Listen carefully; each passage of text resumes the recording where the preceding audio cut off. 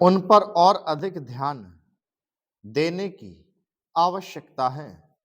पहली बात तो यह है कि जब चीज़ों की पैदावार बढ़ रही है, जब देश उन्नति की तरफ जा रहा है, तब भी देश में कीमतें बढ़ रही हैं। महोदय, यह मानना कि उनको रोका नहीं जा सकता गलत है। इस महंगाई को रोकने के लिए कुछ विशेष कदम उठाने होंगे, कुछ विशेष काम करने होंगे। एक विशेष चीज जो इस बजट में आई है और जो घबराहट पैदा करने वाली है, यह है कि देश की पैदावार तो बढ़ रही है, देश का विकास तो हो रहा है, लेकिन इसके साथ ही साथ देश में बेकारी बढ़ रही है और खास तौर पर पढ़े लिखे लोगों को बेकारी के लिए देखा जा रहा है। लोगों का बेकार होना खतरनाक चीज है। हमारी स्वतंत्रता के बाद शायद यह पहला अवसर है जब हमारी स्वतंत्रता के ऊपर एक आघात हुआ है और हम जिस प्रकार अपनी स्वतंत्रता की प्राप्ति के समय अपना सर्वस्व बलिदान करने के लिए तैयार थे, उसी प्रकार इस समय भी हमें तैयार होना होगा। माननीय प्रधानमंत्री जी के मत से मैं सर्वथा सहमत हूँ कि यह एक ऐसा अवसर है जिस अवसर पर कि इस देश की प्रतिनिधि संस्था जो यह लोकसभा है, उसे इस संबंध में अपनी स्पष्ट राय देनी है और उस राय को देने के बाद हमें उस राय के अनुसार सरकार जो भी कार्रवाई करे, उसमें सरकार को पूरा सहयोग भी देना है। प्रजातंत्र में प्रजा के पूर्ण सहयोग के बिना काम नहीं चल सकता, चाहे वह कोई काम हो, छोटा काम हो या बड़ा काम हो। फिर यह तो हमारी स्वतंत्रता की रक्षा का प्रश्न है और ऐसे अवसर पर प्रजातंत्रवादी राष्ट्र को उसकी सारी प्रजा को सरकार के साथ सहयोग के लिए तैयार रहना चाहिए। मैंने यह बात कई बार कही है और मैं फिर इसे दोहराना चाहता हूँ कि अनेक ऐसी बातें हैं जिनमें कि भिन्न भिन्न राजनीतिक दलों के होते हुए भी सब राजनीतिक दल मिलजुल कर काम कर सकते हैं।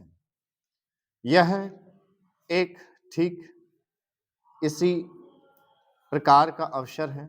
मैं अपने प्रधानमंत्री जी की वैदेशिक नीति का बड़ा भारी समर्थक रहा हूँ और कल इस सदन में इस संबंध में जो बहस हुई, उससे भी यह पूरा परिणाम निकाला जा सकता है कि जहाँ तक हमारी वैदेशिक नीति के सिद्धांतों का संबंध है, वहाँ तक इस सदन का कोई दल, इस सदन का कोई भी सदस्य उन सिद्धांतों के विरुद्ध नहीं है। कल मैंने बड़े ध्यान से अपने साम्यवादी दल के नेता का भाषण सुना। उन्होंने यह कहा कि मूल प्रश्न हमारी मूल नीति के समर्थन का है। सभापति महोदय, अब मैं आर्थिक मामलों पर आना चाहता हूँ। मैं अधिक समय नहीं लूँगा। इस बात को सभी स्वीकार करेंगे कि तीव्र गति से हमारी आर्थिक प्रगति हो, इसका प्रबंध किया जाना चाहिए। इसके लिए ऐसा वातावरण बनाने की आवश्यकता है जिससे उत्पादन बढ़ सके, वितरण में समानता आ सके और उपभोग में संयम से काम लिया जा सके। हर बजट को और हर कर प्रस्ताव को इसी कसौटी पर कसा जाएगा। यथा क्या उससे उत्पादन बढ़ता है, क्या वितरण में समानता आती है, और तीसरी बात यह है कि क्या हम देश में ऐसा वातावरण बना सकते हैं कि लोग जितना कमाते हैं उतना खर्च ना करें, उसमें से बचाएं और उसे राष्ट्र की समृद्धि में लगाएं। अगर इस कसौटी पर सरकार की आर्थिक नीतियां कसी जाएं तो मुझे लगता है कि उनमें पर्याप्त सुधार की गुंजाइश है। मैं वित्त मंत्री को कठिनाई को समझ सकता हूँ। विकास की आवश्यकता अधिक धन की मांग करती है। राज्य सरकारें अधिक कर लगाने के लिए तैयार नहीं हैं। वे केंद्र से कर्जा लेकर अपना काम चलाना चाहती हैं। वहाँ कोई वित्तीय अनुशासन नहीं है।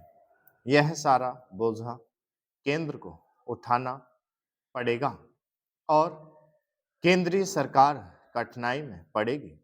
इसलिए मैं समझता और सुझाव को दोहराना चाहता हूँ कि राज्यों को इस संबंध में निर्देश दिया जाना चाहिए।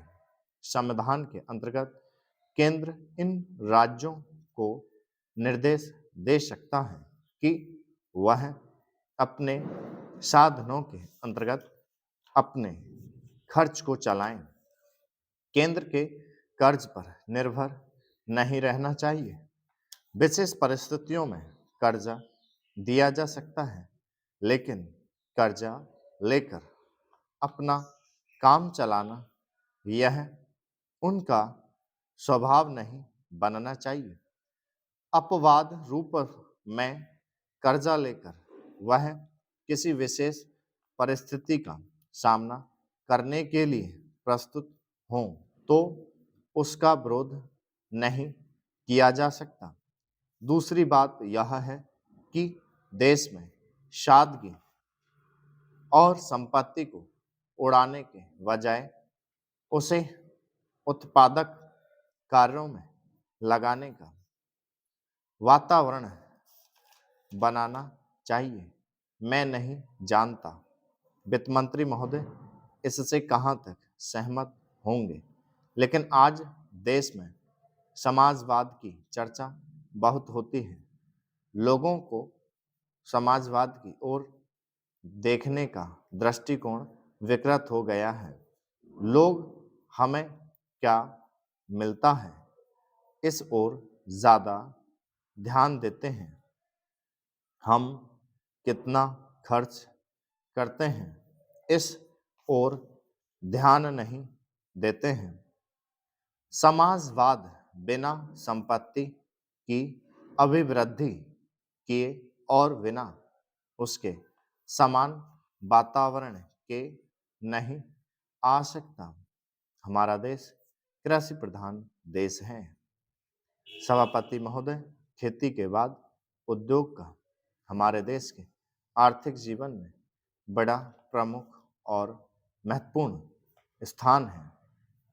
स्वतंत्रता के बाद देश में बड़े बड़े और मौलिक उद्योग धंधे खड़े किए गए हैं जिनकी बहुत आवश्यकता थी। उस दिशा में अच्छा प्रयास किया गया है। स्टॉप